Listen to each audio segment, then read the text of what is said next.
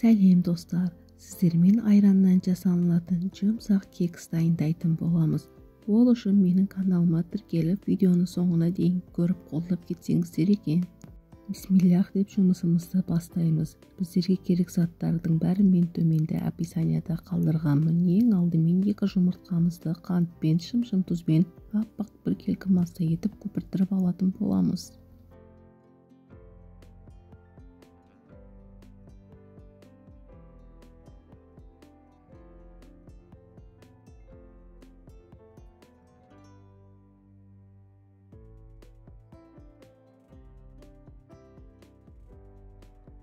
Мінекей біздің жұмыртқамыз аппақ бір келкі масса болды. Жұмыртқамыз басында қандай аппақ болып үлкен пышный болып көтерілсе, біздің кексіміз де сондай жақсы болып шығады. Айранымызды да бір миксерлеп алып, енді сұйық майымызды құйып, тағы да бір миксерлеп алатын боламыз.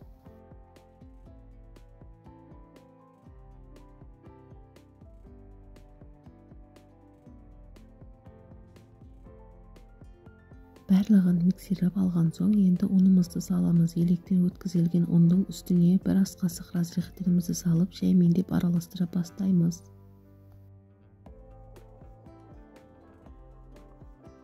Ұнды 2-3 бөлікке бөліп салып айналдырған дұрыс. Бәрін бірден салуға болмайды.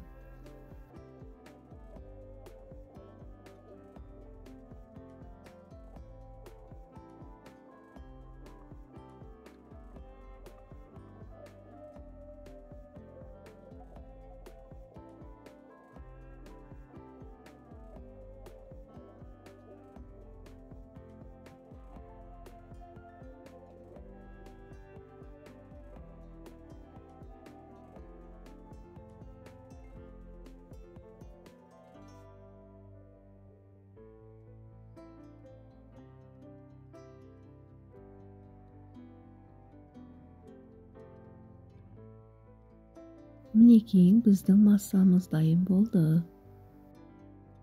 Енді арнайы осындай кекстің ыдыстарына құямыз. Ыдыстың барлығына құйып шыққан соң, біз кексті 170-180 градуста, әркімнің пеші әртүрлі.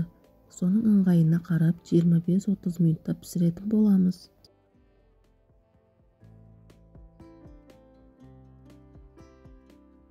Біздердің кекстарымыз дайын, ұжы міне пісіп шықты. Өте жұмсақ, дәмді болып шығады. Сіздерге де жасауға кеңес беремін.